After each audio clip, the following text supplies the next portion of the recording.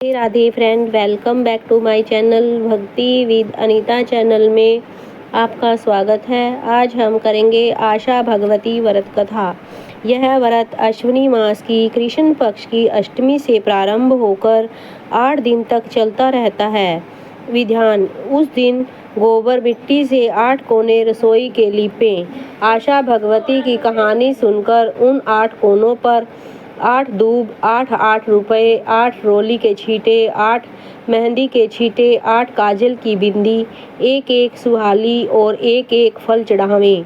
8 कोनों पर दीपक जलावें। इस प्रकार नित्य 8 दिन तक रोज पूजा करें और कहानी सुने। 8वें दिन एक सुहाग पिटारी 8 कोनों पर चढ़ावें। 8वें दिन 8 सुहालियों का बाना निकालकर सासू माँ के पैर छूकर यह देवें। यह व्रत 8 वर्ष तक करना चाहिए। 9वें वर्ष उजमन करें।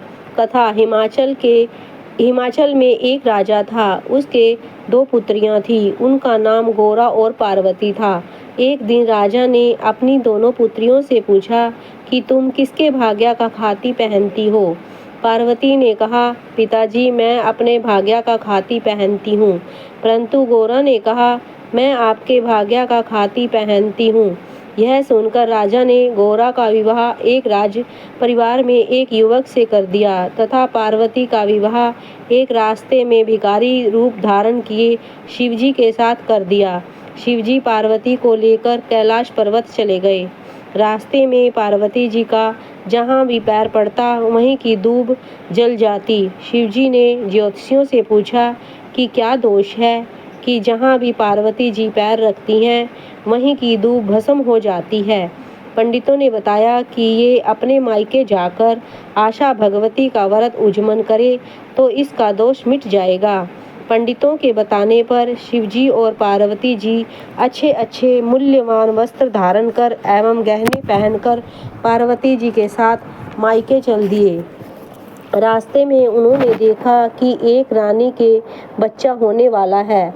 रानी बहुत परेशान थी। यह कष्ट देखकर पार्वती जी शिवजी महाराज से बोली कि हे नाथ, बच्चा होने पर बहुत कष्ट होता है, अतः मेरी कोख बांध दो।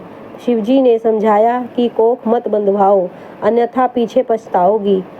कुछ आगे चले तो देखा कि एक घोड़ी के बच्चा हो रहा है। उसका बहुत ही कष्ट देखकर पार्वती जी ने अपनी कोख बंद करने की हट कर ली। अंत में निराश होकर शिवजी ने पार्वती जी की कोख बंद कर दी। इसके बाद वे आगे की ओर चले। पार्वती की बहन गोरा अपने ससुराल में बहुत दुखी थी। उधर पार्वती ने के अपने मायके पहुंचने पर मायके वालों ने पार्वती को पहचानने से इनकार कर दिया। जब पार्वती ने अपना नाम बताया तो राजा रानी बहुत खुश हुए। राजा को अपनी कही हुई पुरानी बातें याद आ गई। राजा ने पार्वती से पुनः पूछा कि तुम किसके भाग्य का खाती हो। पार्वती ने उत्तर दिया, मैं अपने भाग्य का खाती हूँ। ऐसा कहकर पार्वती अपनी भाभियों के पास चली गई। वहाँ उसकी भाभियाँ आशा भगवती का उजमन कर रही थी। यह देखकर पार्वती जी बोली कि मेरे उजमन की कोई तैयारी नहीं है, नहीं तो मैं भी उजमन कर लेती। तब भाभियों बोली, तुम्हें क्या कमी है, तुम शिवजी से कहो, सब तैयारी कर देंगे। पार्वती जी ने शिवजी से उजमन के लिए सामान लाने को कहा। तब शिवजी ने पार्वती से कहा, यह अंगूठी ले लो, इससे जो भी मांगोगी वह तुम्हें मिल जाएगा। पार्वती जी ने उस मुद्रिका से उजमन का सामान मांगा। मुद्रिका ने तुरंत सभी सामान 9 सुहाग पिटारी सहित ला दिया। यह सब देखकर पार्वती की भाभियों ने कहा, हम तो 8 महीने से उजमन की तैयारियां कर रही थी, तब जाकर सामान तैयार कर सकी हैं, और तुमने थोड़ी सी देर में ही पूरी तैयारी कर ली। सब ने मिलकर व्रत किया और धूमधाम से उजमन किया। शिवजी ने पार्वती से घर चलने को कहा। तब सवरसुर ने शंकर को भोजन करने के लिए बुलाया। राजा ने उन्होंने सुंदर सुंदर भोजन और अनेक प्रकार की मिठाई खाने को दी। यह देखकर सब कहने लगे कि पार्वती को भिखारी के साथ ब्याह दिया था। परंतु वह तो अपने ही भाग्य से राज्य कर रही है। शंकर जी ने रसोई की वस्तुएं खाते खाते समाप्त कर दी। रसोई में थोड़ी सी पतली सब्जी बची थी। पार्वती जी ने उसी सब्जी को खाकर पानी पीकर पति के साथ घर को चल दी। रास्ते में दोनों प्राणी सुस्ताने के लिए एक पेड़ के नीचे बैठ गए। शंकर भगवान ने पार्वती जी से पूछा, तुम क्या खाकर आई हो? पार्वती जी बोली, हे नाथ, आप तो अंतर्यामी हैं, आप सब कुछ जानते हैं, फिर भी क्यों पूछ रहे हैं? शंकर जी बोले, रसोई में तो केवल थोड़ी सी पतली सब्जी बची थी, वही सब्जी और पानी पीकर तुम आ रही हो। इस पर पार्वती जी बोली, महाराज, आपने मेरी सारी पोल खोल दी, अब आगे कोई बात मत खोलना। मैंने हमेशा ससुराल की इज्जत मायके में रखी है और मायके की इज्जत ससुराल में रखी है। इसके बाद आगे चलने पर जो दूब सूख गई थी वह हरी हो गई।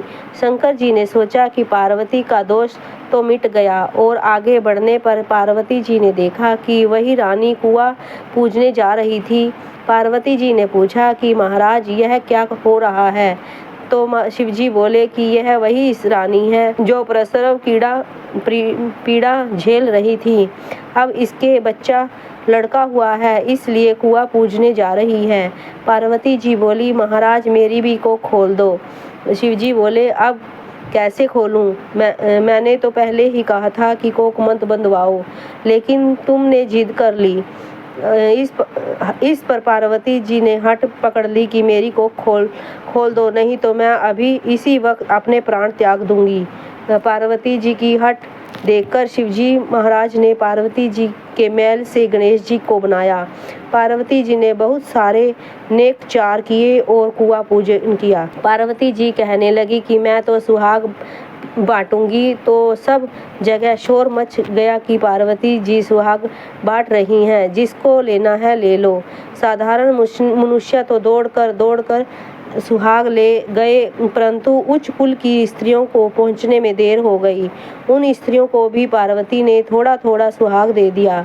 इस प्रकार किसी को भी पार्वती ने नाराज नहीं किया। इस व्रत का उज्जमन